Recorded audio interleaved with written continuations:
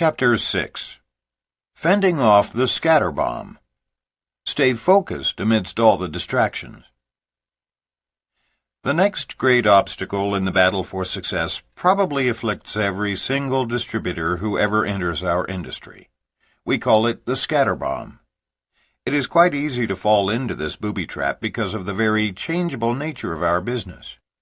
Simply put, the scatter bomb is a mental explosion that diffuses the focus of distributors, causing them to stop using the system they have been taught and to frantically follow any and every new network marketing system that comes along.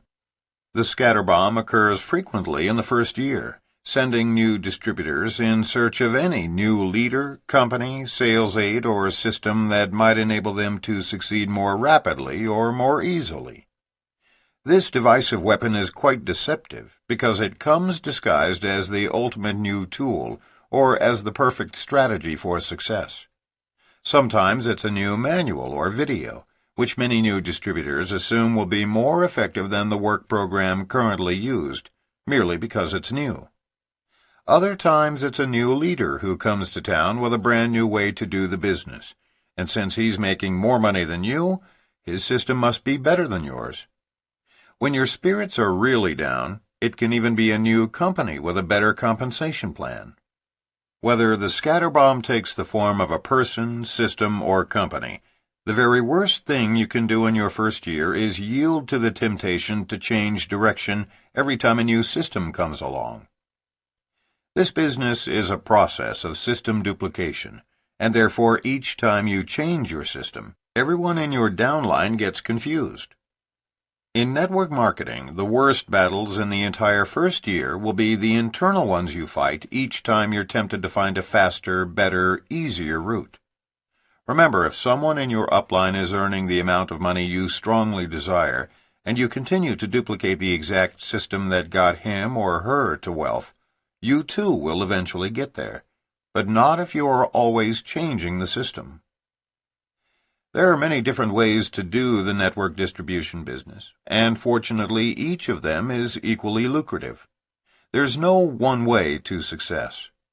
But if a network marketer becomes so scattered that he or she is constantly changing from system to system, thereby compelling downline associates to change, failure will certainly follow.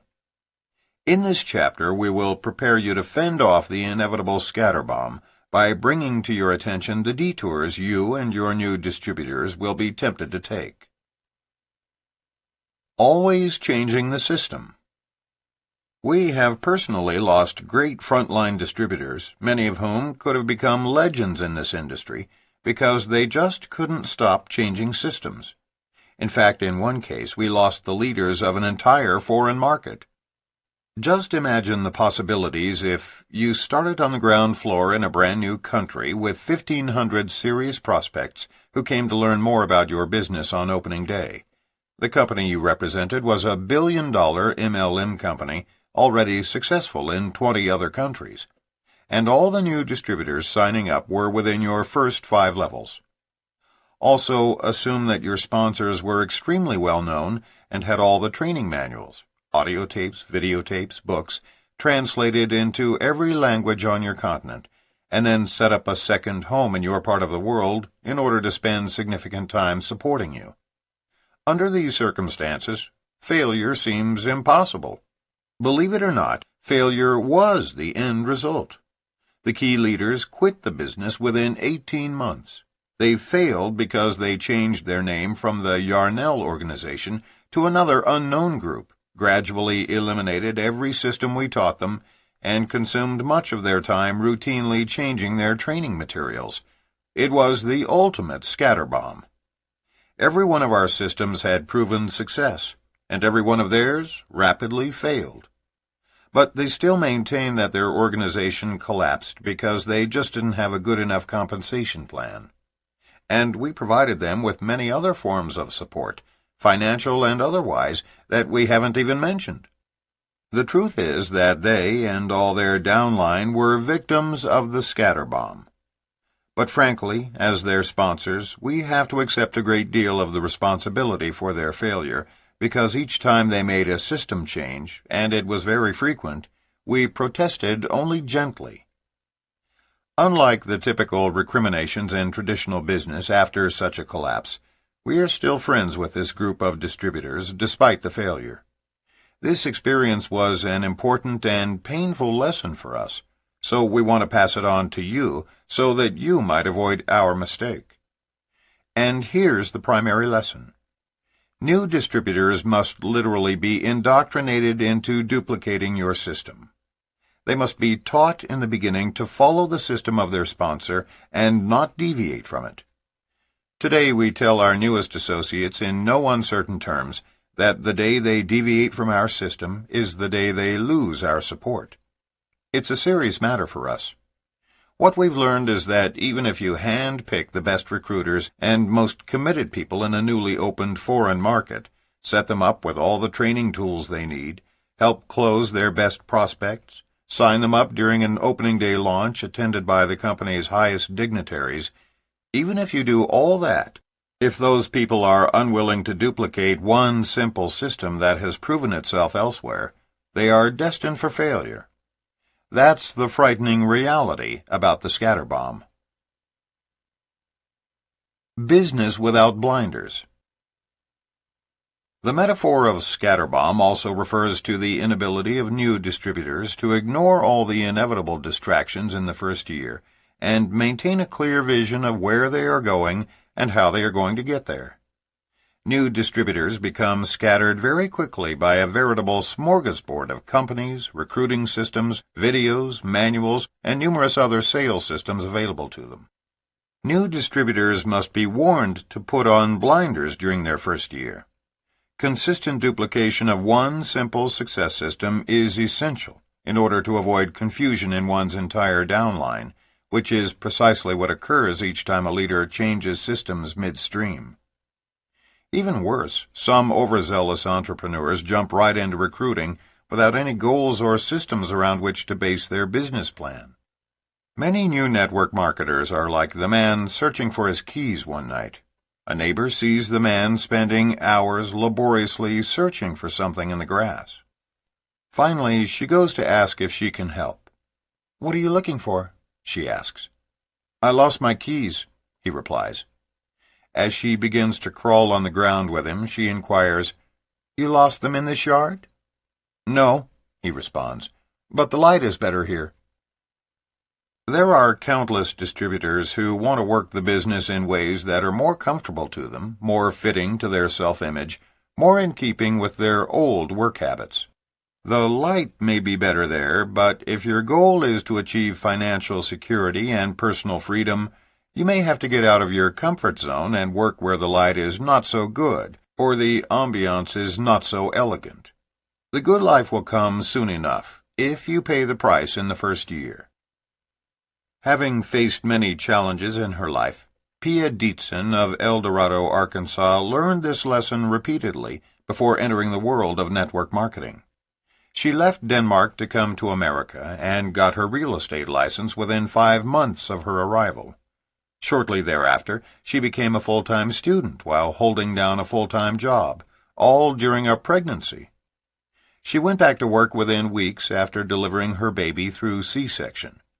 Throughout all of this, she managed to get her black belt. "What keeps me going on these ugly days when nothing seems to go right?" she asks. "I believe that inside all of us there is a driving force that will help us just as long as we stay focused on our goals. I teach my distributors not to give up, no matter what. I tell each distributor, the longer you stay and continue talking to people, the closer you will get to your goal. Never lose sight of that light at the end of the tunnel." Doctors Joe Rubino and Tom Ventullo of Andover, Massachusetts, had practiced dentistry for 10 years before being introduced to network marketing. Although they had built a very successful dental practice, they had lost all their enthusiasm for dentistry. The fire was gone, but dentistry was all they knew. The concept of network marketing was initially appealing to them, but both were shy and introverted. To build a successful business, they would be required to break out of their comfort zones and learn how to speak with others. Of course, all of the usual concerns came up for them. What would people think? How would they look to their peers? Because of their self-imposed limitations, they felt trapped and without a sense of direction.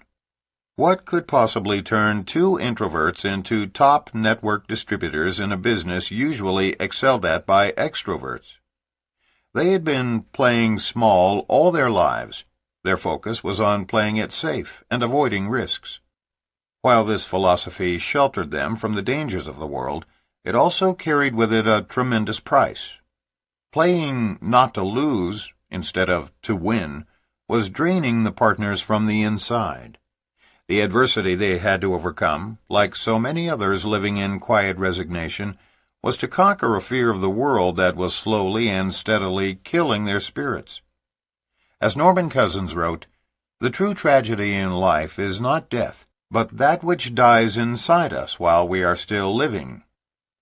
Once Joe and Tom woke up to the reality of their resignation and what it was costing them in terms of health, happiness, relationships, and their potential contributions to the world, they made a conscious decision to play full out. They needed to find a compelling reason to do what was uncomfortable, as well as nurture a self-confidence in who they were and what they had to offer. Part of their vision was, and still is, to expose millions of people living in resignation to the limitless possibilities for change in their lives once they simply choose to become open to them. With the support of their network marketing team, and after working with some personal coaches, they decided to implement an action plan and to expect success. Nothing changed externally. The entire shift was in their mindsets.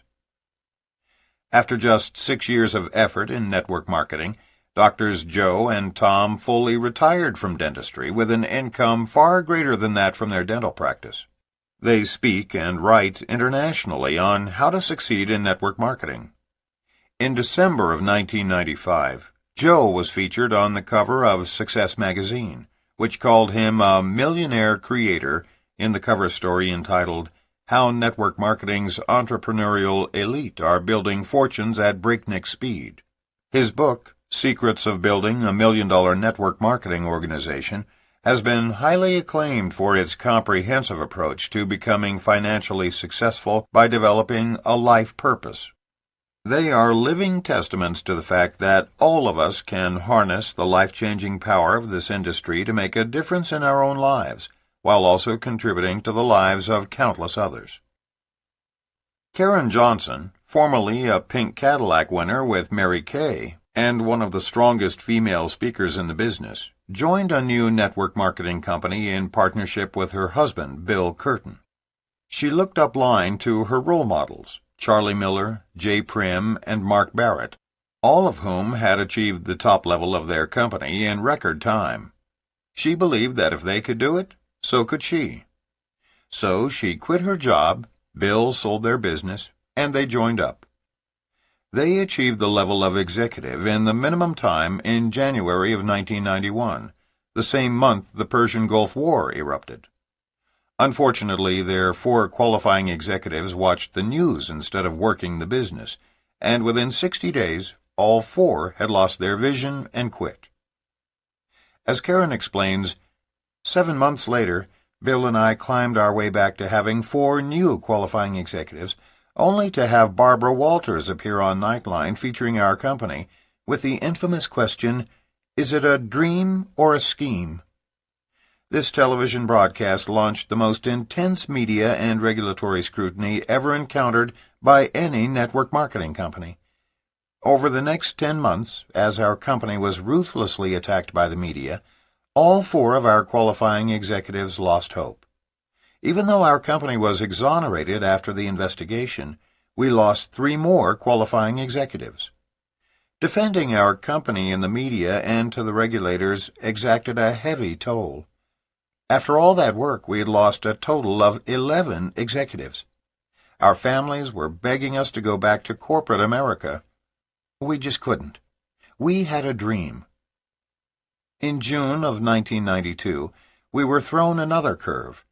Our company diversified, and suddenly we had to go from our comfort zone of being knowledgeable about cosmetics and personal care products to learning about antioxidants, chelated minerals, and metabolic conditioning. But we did it, and by August of 1993, our first full-fledged executive emerged in our organization. It took 3 more years of hard work, but finally, in September of 1996, we reached the top level of our company. Karen remembers back to her days with Mary Kay, where she was often told, "The greater the individual's potential for success, the greater the adversity that individual will have to face. Gold is tempered through fire. How can we aspire to the greatness of leadership if our commitment is never challenged?"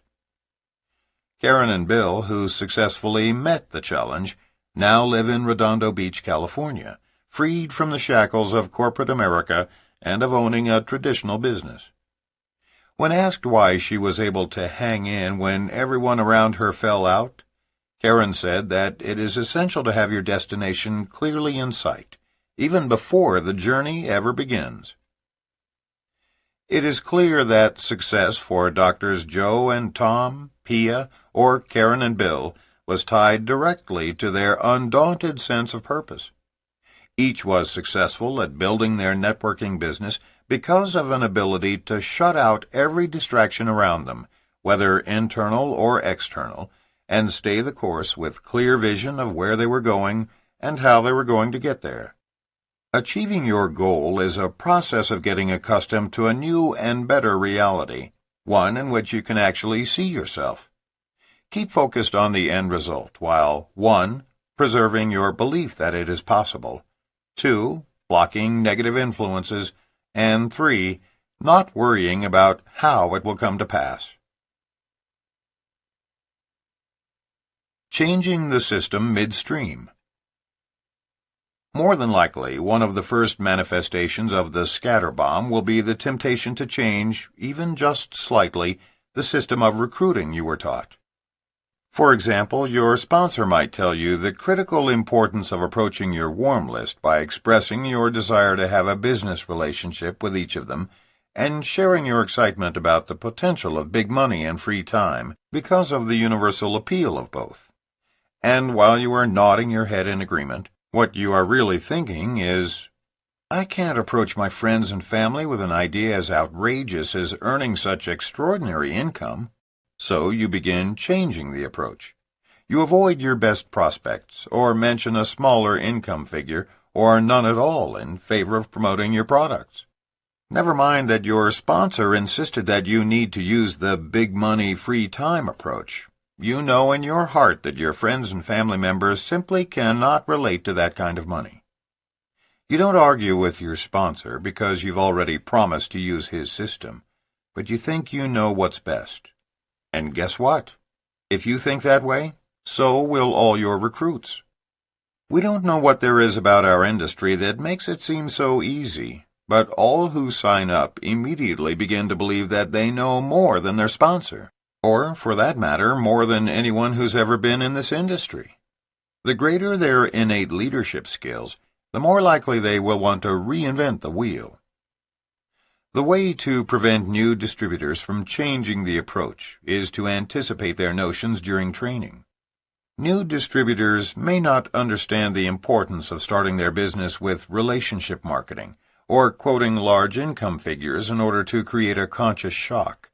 So teach them how easy it is to get sidetracked. Tell them right up front, "Now, you're going to be tempted to postpone reaching out to your most viable contacts or change the numbers because you're concerned about discussing so much money with your friends. Do it anyway. It is important that you use the exact approach we teach you." Make sure new distributors understand that network marketing begins with relationships and requires numerous contacts and tenacious follow-through.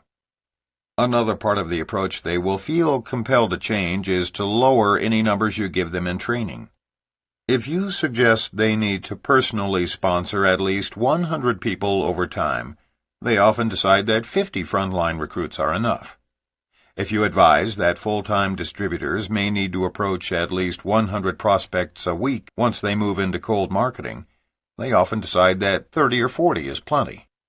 If you suggest targeting 2,000 people on their warm list, They will, usually without telling you so, think you are out of your mind. Such changes to your system, which new distributors are convinced will not block their success, is the first element of the scatterbomb. Remember, each time you teach a module of your system to new recruits, make absolutely certain that you stress to them that any deviation from your system could result in failure. The mere act of warning your recruits about first-year challenges during a fun, relaxed training session will help you later when you need to constructively criticize them after they become rebellious or unfocused. Of course, if you don't want to waste time talking about all these things, and you have no system created by an upline associate who is earning big money, just hand this book to all new distributors when they sign up. How's that for a shameless endorsement? But remember, the best advice will come from upline leaders, because they have already proven themselves in your specific company. The lure of other deals.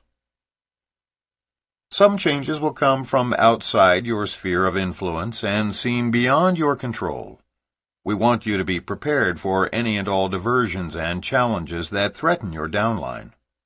The amazing truth about MLM is that once you have established yourself with a company, you can literally waltz through decades without anyone trying to lure you away. Yet in the first year you become a distributor, the competition will come out of the woodwork and beg you to switch companies. Success and perseverance will earn you respect, whereas your newness makes you vulnerable. Mark tells the story of his very first exposure to a successful upline distributor. There I was, excited about finally putting a face with the name of a guy I already respected by virtue of his income and lifestyle. He was living in another city, so when he called to see if he could help me in any way, I asked if he would consider driving the 150 miles to my city sometime to visit with my top distributors and coach them about the business. I was astounded by the speed with which he accepted my invitation. He told me to get everybody ready for advanced training and that he'd be there in a week. I was elated. Back then our leaders were not yet caught up in the hotel presentation mania, so I didn't set up a citywide meeting. I simply invited 25 of my best distributors to my home for an advanced training session with our upline hero. Although my real mentor was Richard Call, this leader lived closer and was only 3 levels above me in the company. He was allegedly earning over $15,000 a month, so I figured my people would be in good hands. I remember it like yesterday. We had a real Texas cookout, great barbecued ribs and all the wonderful trimmings. While the others were eating, I was delighted that my great upline hero wanted me to take him to a quiet room in the house to discuss the meeting that was about to start. I took him upstairs to my office, and we sat down in a couple of chairs facing each other. Before I could say a word, my wayward upline said, "Mark, get ready to lose sleep tonight. I have found the ultimate payout and recruiting video in this company called USA Vitamins. If you think our company has a good comp plan, listen to this." I was shell-shocked. The first major scatterbomb of my first year in MLM had just exploded. And this one was sure to get everyone off course, because he was getting ready to address my top 25 distributors. I had to think fast because I didn't want to make a scene, and I only had half an hour to prepare a strategy. As he talked, I sat there racking my brain, trying to figure out what I could do. Finally, I thought of a comeback. "Look, Doug, you've hit me cold on this, and we cannot let my wife know that you've presented this to me without her, or she'll be extremely offended." Doug said, "I understand, my wife's the—" I stopped him with my last comment. "Look, just pretend you haven't said anything. I want my wife to see this great deal, and the last thing we want is for you to say anything to any of these distributors. My wife and I need to be on your team when you pitch them. You know what I mean?" Doug nodded in agreement and became extremely cordial. He was sure he was going to recruit us. He promised not to say one word until the 3 of us were alone later that evening. The meeting went smoothly, and nobody had any idea that our great mentor was already in another deal. Of course, once everyone was gone, I really let him have it with both barrels, specifically pointing out what a fool he was to jump ship in the first year. We parted as enemies because that's the way he wanted it. But he still calls from time to share his latest MLM venture and explain why I should join him. I think he's been in half a dozen companies since then. Imagine what he must be thinking when he realizes, had he stayed and continued to work, he would be earning in excess of $100,000 a month for the rest of his life off of our efforts alone. We have a saying that we share with every new distributor. The grass is always greener till it's time to mow. We can guarantee you, just as certain as the sun will rise in the east tomorrow, that your new recruits will be courted by other MLM companies in their first years as distributors. It's a certainty and must be addressed in the training process of all new distributors. A good thing for distributors to always keep in mind is that the trickle-down theory works better in our business than in economics. Teach your leaders anything, and if it works, everyone in your organization will learn it rapidly. Those of us who have been in this industry for many years have learned a very real success principle: perseverance. Distributors who have stayed with one company for many years and built new legs in each of those years are now very wealthy. Those who think the grass is greener soon learn that true, lasting wealth can only be achieved through long-term participation in one company. We've heard all the arguments of those distributors who honestly believe that to succeed in MLM, one must belong to 2 or more companies. But the proof is in the printout. We've never met one person who has successfully built more than one downline at the same time. And we've met hundreds of people over the years who swear by the 2-company system. But listen closely. It doesn't work. It takes every bit of focus and effort you've got to reach the top payout of one solid network marketing company. Have no doubt, several of your distributors will become tempted by other programs, and some will actually attempt to prove us wrong. Until that's done, we've got to keep stressing the facts. No one has successfully done it yet. Some people will participate in what we call positioning for the pop. That means that they will jump from company to company, knowing full well that each company will not remain in business long term. But they'll jump from the gold deal to the offshore deal, hoping to pick up some front-end quick money in the process. Never mind that these are pyramid schemes, and only a few people will win. Never mind that the company is likely to fold any minute. All that matters is that they pick up a little easy money along the way. Watch out for those scoundrels. They are the folks who give our industry a bad name. In the world of traditional corporate pyramids, entire companies are created to search for executives to fill their clients' needs or specialties. If you are a physician who is tired of private practice and you're looking for a partnership of specialists or some directorship at a hospital, all you need to do is find the number of an employment agency that specializes in the medical field. There are dozens of them. If IBM needs a specialist in some technical engineering position, they not only advertise but will also frequently call in employment agencies specializing in engineering. Here's our point. In a free society, people will always seek to better themselves. Corporate executives aren't particularly hurt when some head-hunting agency hires away their upper managers.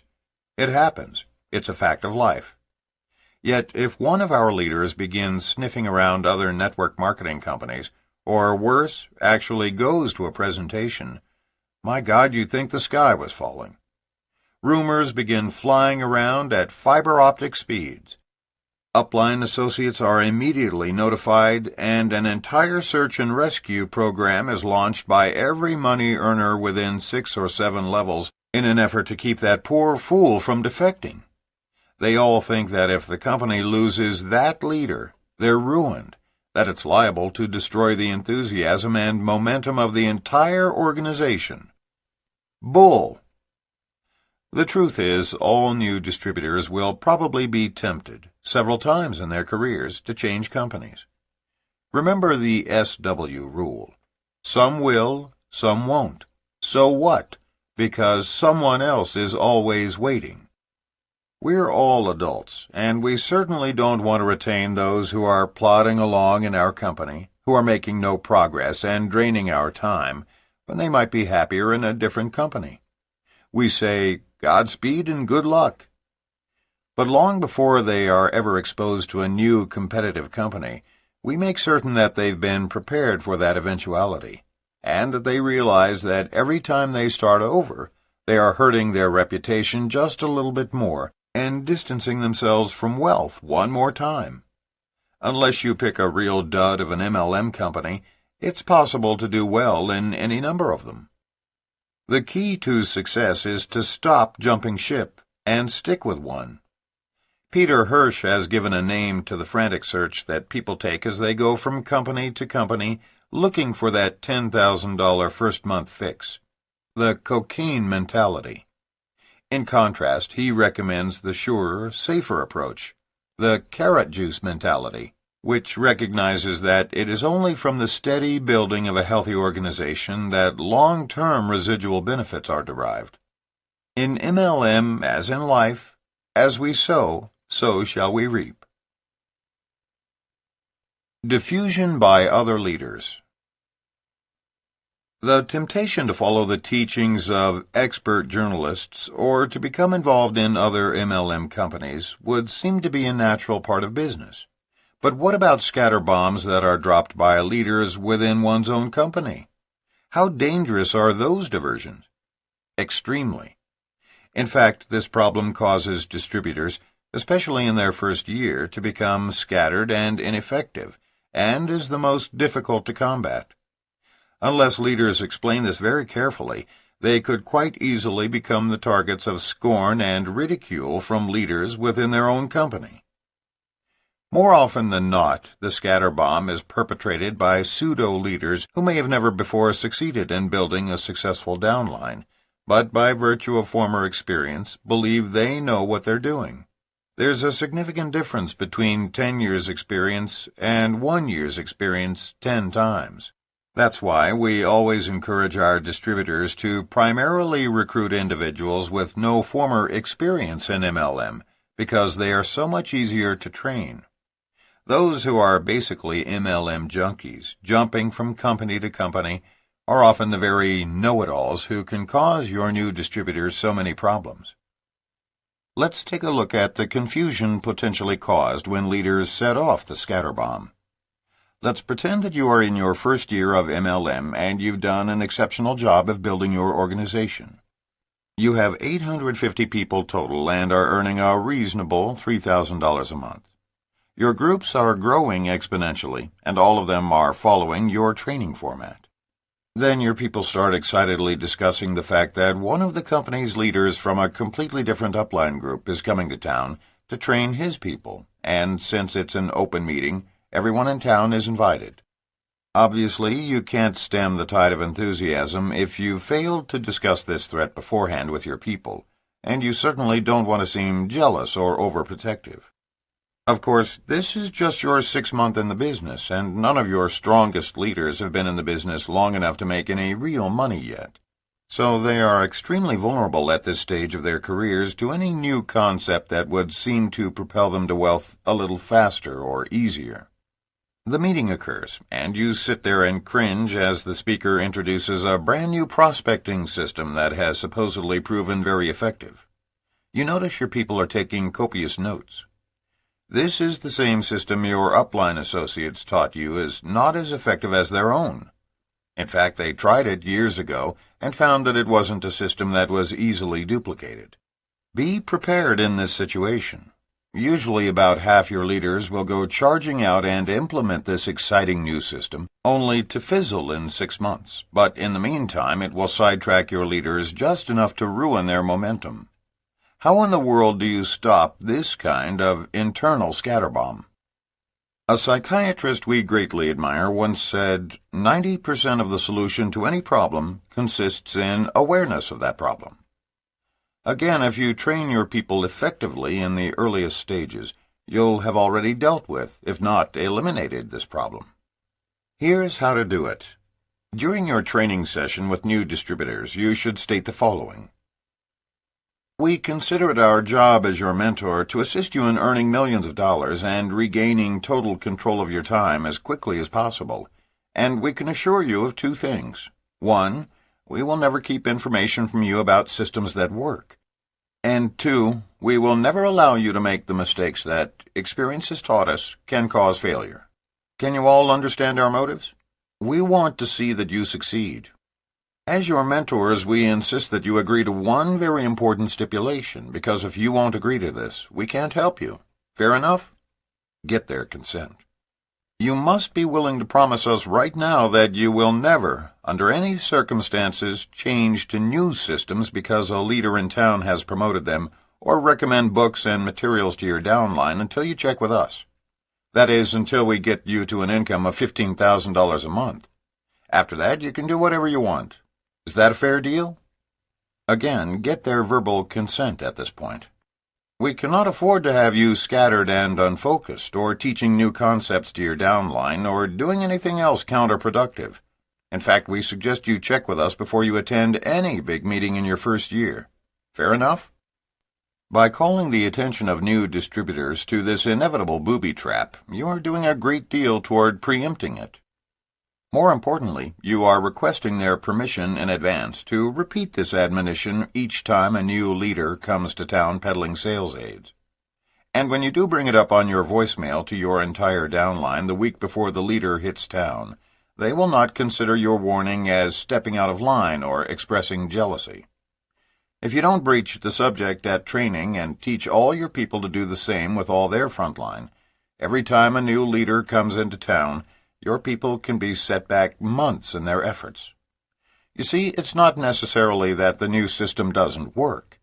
The problem is that each time you introduce a new system to your entire downline, everyone starts all over again at ground zero. And we all know that it takes months of effort to become proficient at any new marketing strategy. The Parasite Mentor. The next factor that will cause new distributors to become scattered is what we call the parasite mentor, someone who has never built a legitimate organization yet has written a book or recorded an audio tape to teach others how to do so, and claims to be a mentor. Let's say that one day a new second-level distributor calls you to introduce herself, and innocently lets slip that her sponsor, your frontline associate, is engaged in some new recruiting activity with which you are completely unfamiliar. So you call your frontline associate and gently mention your conversation with his new recruit, and after a bit of small talk, you quiz him about this new direct mailing system. He becomes embarrassed, but then explains to you that he just read a great book by a well-known author, whom you know has never actually built his own organization. Regardless of the fact that mass mailings have never worked effectively for anyone in your group, he is using it and teaching it to others.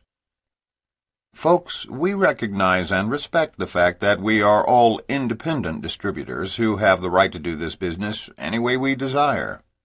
But as the head of our own organization, each of us has the right to decide whom, among our people, we wish to actively support. Make certain in training new distributors that they understand that you are going to support only those that follow your system, and those who change your system without your approval will lose your support. Why are we so adamant about this? Because we want you to succeed, and we know our system works, but we don't know about others. Another problem can stem from a successful network marketer who has a burning desire to become an author. But beware of these books. They can be quite inventive. We have seen lots of materials churned out by successful network marketers that contain systems and strategies that have never been utilized by them or anyone else. But motivated by a fiery zeal to get a book or tape released, the concepts seem logical at first glance. The problem is most new distributors who read materials written by leaders accept them as gospel.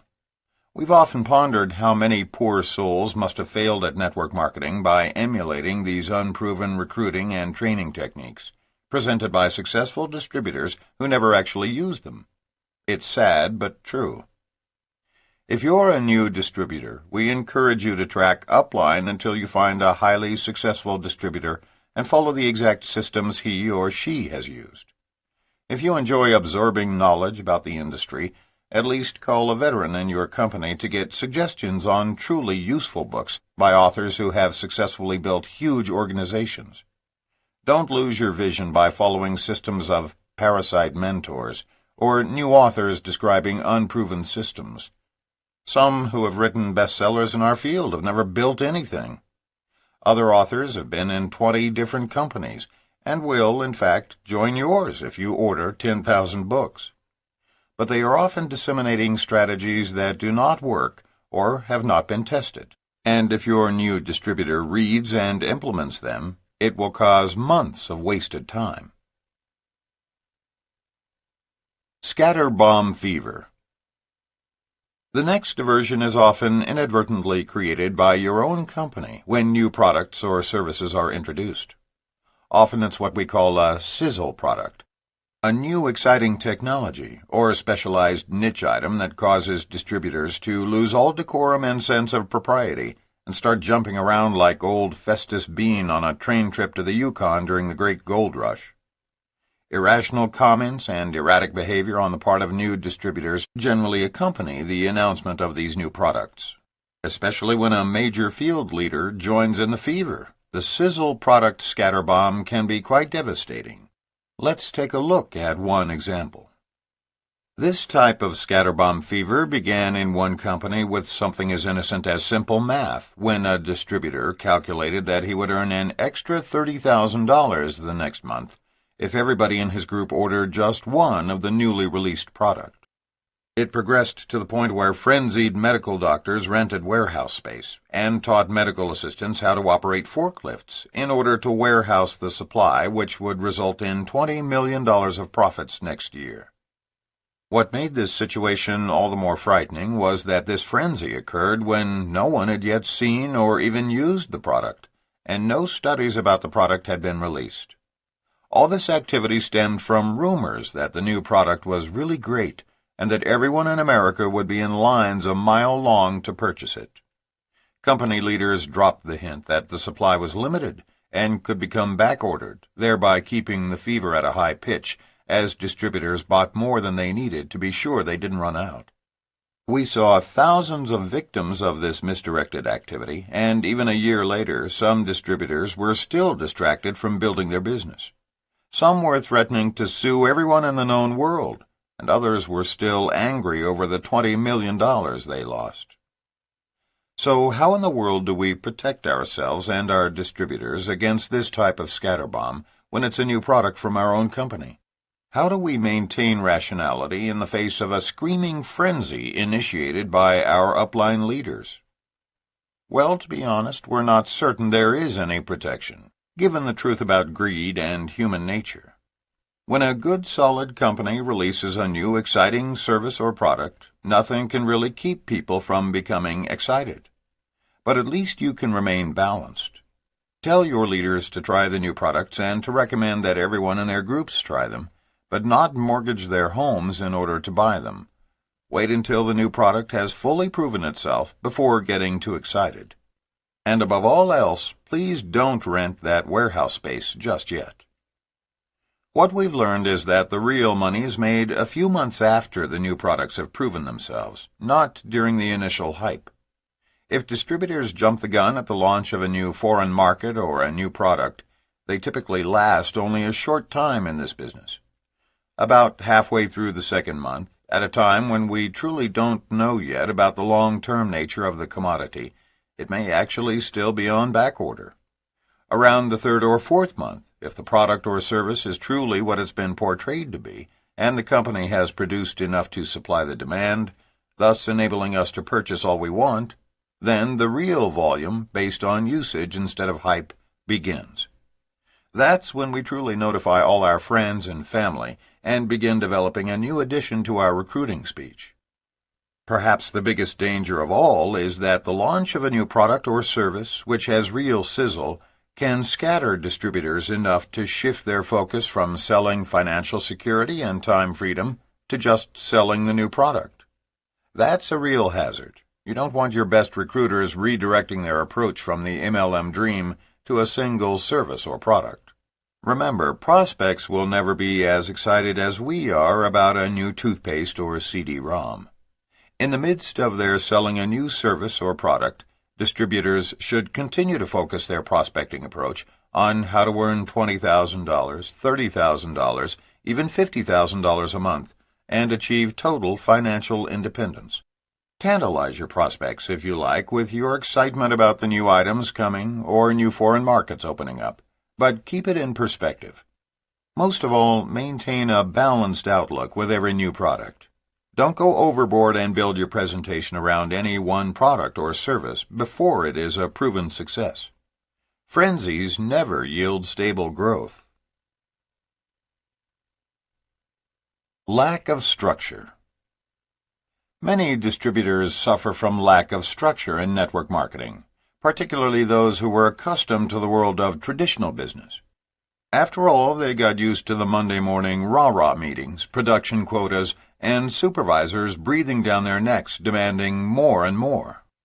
In network marketing, you are your own boss, revving up your own engines and setting your own pace. The systems in traditional sales are the antithesis to those utilized in networking. Some corporate salespeople, such as Terry Hill after she left the Xerox Corporation as their #1 salesperson, feel disoriented and displaced at first without the traditional structure. Many people need a detailed plan of action and a timetable, complete with daily quotas. This keeps them from becoming scattered and creates a strong sense of direction. Once you have set specific goals, use a day planner or a scheduler or anything else that will assist you in keeping yourself on track. For others, time itself is a problem. Such people may feel overwhelmed by their already busy lives. How can they possibly fit one more thing into it, especially something as time-consuming as a network marketing business? Or perhaps having jumped in without a plan, they use their time inefficiently, running around town, hither and yon, fighting traffic, doing one-on-one meetings, presentations, and training. They feel completely at loose ends and are unsure about what really constitutes productive activity. Pam Delahanty of Francistown, New Hampshire, found the solution by turning to her upline associates for coaching. She describes how dissipated she felt trying to keep up with her life and her business. The biggest challenge I had was time. After all, I already worked full-time as a dental hygienist. On top of that, I was a mom to 2 very active toddlers. And then there was my husband, with whom I wanted to spend time.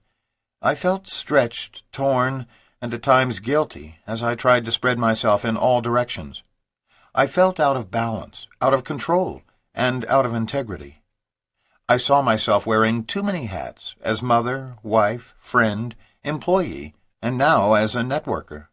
Though I felt a strong belief for this industry and the possibilities it could provide, it was difficult for me to find the time and energy to share it with other people, given my already full and hectic schedule.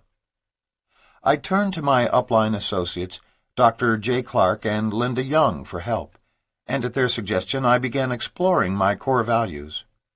What I found to be most important to me are relationships, fun, spontaneity, and the peace of mind financial freedom brings. Once I determined this, I took a look at how I could work these into my life and my business.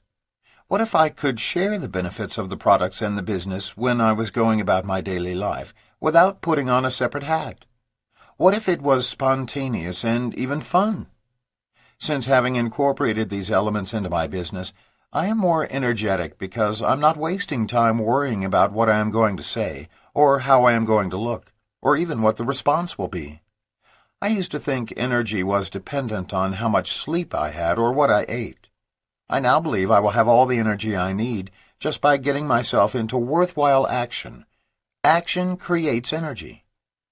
I'll never forget one of my first outrageous impromptu conversations after discovering my new enthusiasm. A policeman stopped me on my way to my first sponsoring interview because I had rolled through a stop sign. I explained with much enthusiasm how nervous I was with this new business venture, and he let me go with just a warning, a smile, and a good luck wish. As a thank you, I gave the officer a sample of our toothpaste.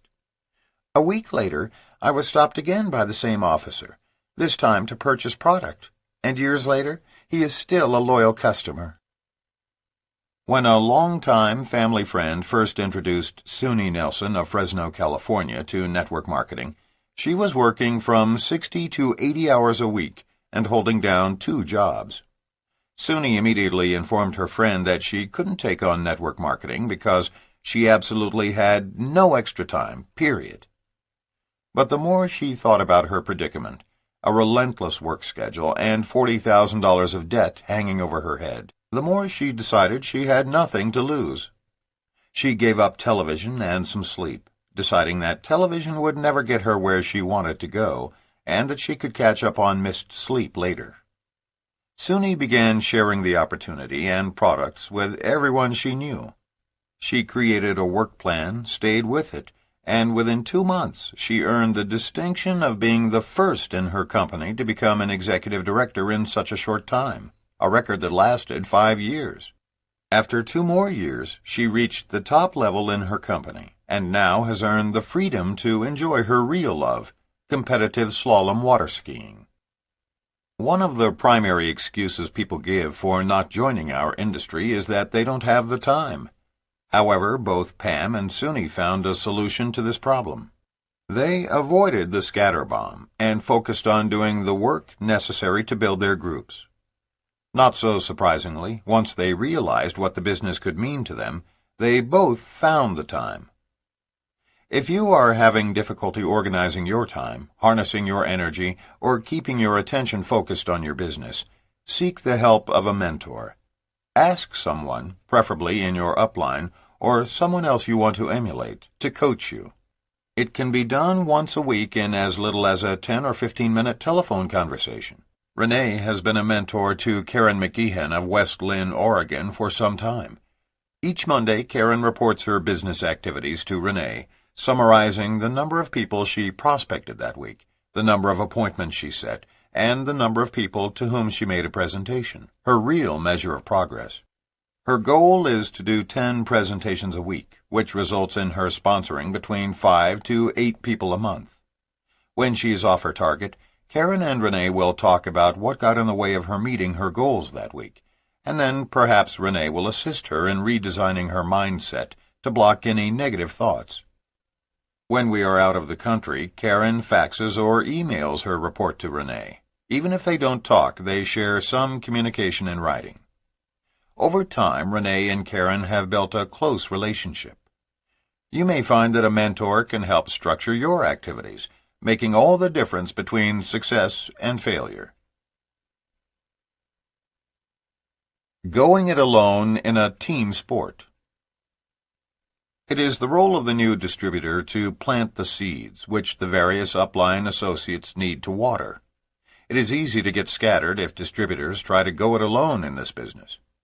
But the fact is, we are all part of a team. New distributors must learn to utilize upline support until they, like their role models, achieve wealth and independence. John Prangy of Kutztown, Pennsylvania, was a veterinarian in his 50s who had been successful at everything he'd ever tried, until he tried network marketing. According to John, "It took 2 years for me to realize that something was wrong, that I was not succeeding as I normally had in my other endeavors. I was able to recruit lots of benchwarmers into the business, but none who wanted to play on the team." John was really bothered by his apparent failure and turned to his network marketing team for help. It was suggested that John look into taking a personal development course to find out what might be missing in his life, something that perhaps he didn't even know was missing. One program led to another, and he made a discovery. "I realized that I had never honored anyone by listening to them, but had always listened with my own agenda. I began to look at the fact that my life had been designed by me many years earlier to play out exactly as it was playing out, and I currently had no control over the play unless I was willing to make some major changes in myself. I was fascinated by the joy of writing a new script, wherein I could develop a game bigger than life with no particular ties to the outcome. But the most important part of this plan came when I began surrounding myself with a community of individuals who would support me in my decisions and commitments, and who would always be there for me. Then I learned that it was a two-way street. I had to be able to give positive directional feedback to my players to help them win the game based on their own expectations. I had always wanted to be the good guy to my friends, wearing the white hat. But now I could see the value of letting other members of my team know when they were getting off track with their businesses. As the one soliciting support, I needed to make strong, clear requests. As the one giving support, I came to understand that my associates could not read my mind. They joined me in this business believing that I would lead the way. So I began making requests of them that honored their individual visions and supported them to stay on their own chosen paths to success. What John discovered was that being part of a truly supportive team is the key to success. It comes down to a few simple steps. 1. Consider the unlimited possibilities and shape your vision around the vast choices. 2. Develop a game plan delineating specific daily steps toward building your business that will include identifying those characteristics in your life that you believe could be improved. 3. Get into action. Don't procrastinate. Just do it. 4. Make clear requests from a coach or upline mentor for your own personal growth and give honest feedback to your downline, being mindful of their personal objectives. Then watch your business grow beyond your wildest expectations. Because of the multi-level structure of our industry, we are all part of a team, sometimes coaching and other times being coached.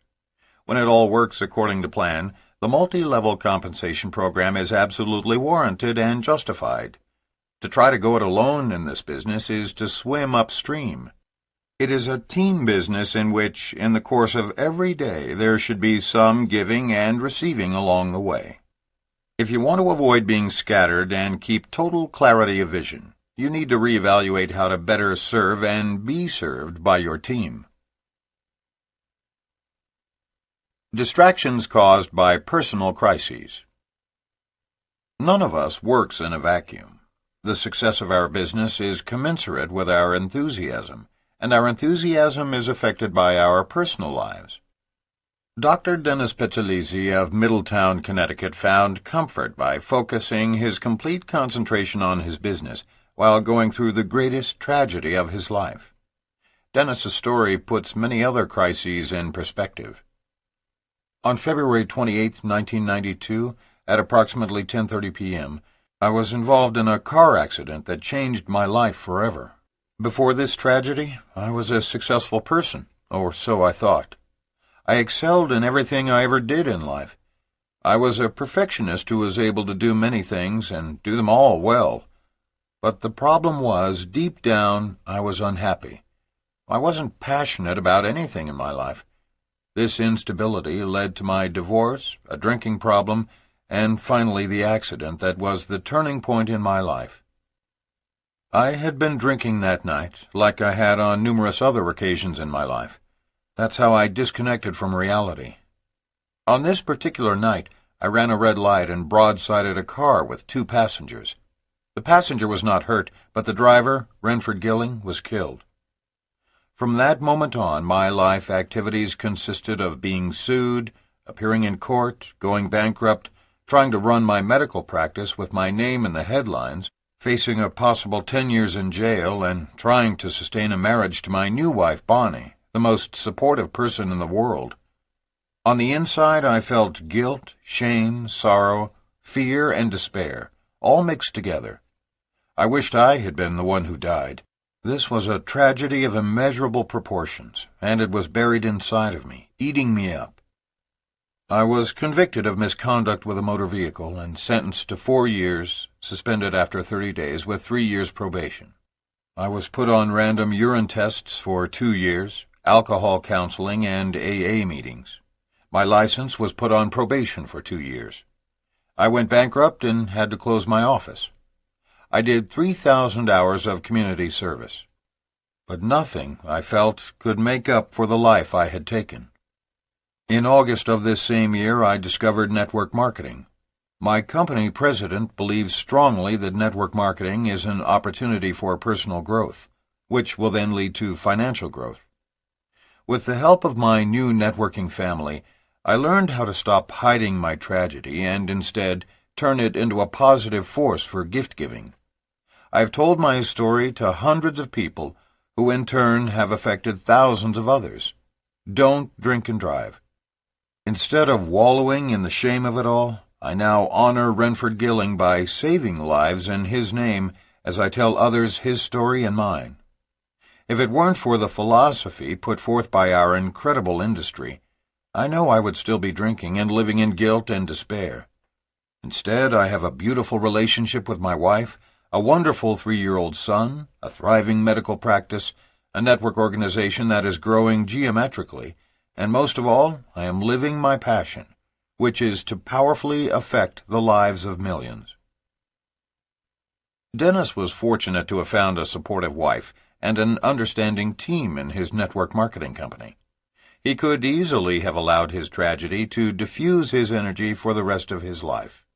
Instead of yielding to chronic alcoholism and utter despair, he has turned his attention toward concentrating on the lives he can still save. The exponential growth that is so strongly promulgated by our industry is far from being just about money. As it is exemplified in Dennis's personal life, the concept is a force for change in hundreds of thousands of lives.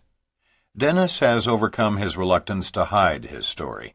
By his openness, he has made a significant impact on others. Each time we sit down with new prospects, we must realize we have the opportunity to make a difference in their lives. But for that to happen, we must find a way to get through their resistance. When prospects see a business opportunity that seems too good to be true, one that doesn't fit their self-image, they will either pass on the opportunity or get in and then quickly get out. It is only when people can visualize the end result that they will consider joining you in this business. Network marketing is a business of storytelling. Don't be afraid to show your vulnerability. If your story has a human quality, it has a much greater chance of touching people and breaking down their barriers during your presentation. We can't avoid crises, but we can prevent them from completely diverting our attention from our work by accepting each one as a stepping stone to both personal and business excellence. Summary. The scatterbomb is a mental explosion that diffuses the focus of distributors, causing them to stop using the system they have been taught, and to frantically follow any and every new network marketing system or leader that comes along. Effective network marketing is a process of duplicating systems. Each time you change the system, everyone in your downline gets confused. New marketers can be handed everything on a silver platter and still fail if they refuse to duplicate a simple system that has already been tried and tested. Novice distributors must be taught to follow the teachings of their sponsors and not deviate from them. Distributors must be warned to put on blinders their first year because of the veritable smorgasbord of competing companies, recruiting systems, videos, manuals, and numerous other sales systems available to them. Successful networkers build their businesses on their ability to shut out every negative influence around them, whether internal or external, and stay the course with clear vision, focusing intently on their goal and plan of action. One of the first manifestations of the scatterbomb will be the temptation to change, just slightly, the recruiting system you've learned, by either softening the approach or lowering the income or recruiting numbers. The way to prevent your new distributors from attempting to reinvent the wheel is to anticipate it early and warn them during training of the importance of following a proven system. Counter the threat that first-year networkers will be offered other deals by 1. Warning them of this fact. 2. Teaching them that perseverance with one company is the key to success. 3. Explaining to them that trying to build 2 downlines in separate companies will lead to failure. Most new distributors will be tempted several times to change companies, but remember, no single person in your organization is absolutely indispensable. As you continue to build your group, new leaders will emerge under those who choose to leave. Keep your group from jumping from one system to another by preparing them ahead of time to glean new facts from a new speaker while never changing to a new recruiting or training system. The key to building a successful business is to stick with one system long enough to allow it to work. Ask a trusted upline associate for recommended reading, and don't lose your vision by following authors not recommended by your mentor. Scatterbomb fever can be caused by an announcement, often from highly respected leaders within your company, about a soon-to-be-released product or service that they say is so unbelievable that everyone will soon be clamoring for it. Be skeptical of their claims until you have used it yourself. When you or your associates occasionally fall victim to scatterbomb fever, don't change your plan of action, simply continue on your steady course, while including a mention of the exciting new addition in your presentations. Many distributors suffer from a lack of structure, particularly those who were accustomed to the structure of traditional business. If you have a problem organizing your time, use a planner or scheduler to help you stay on track.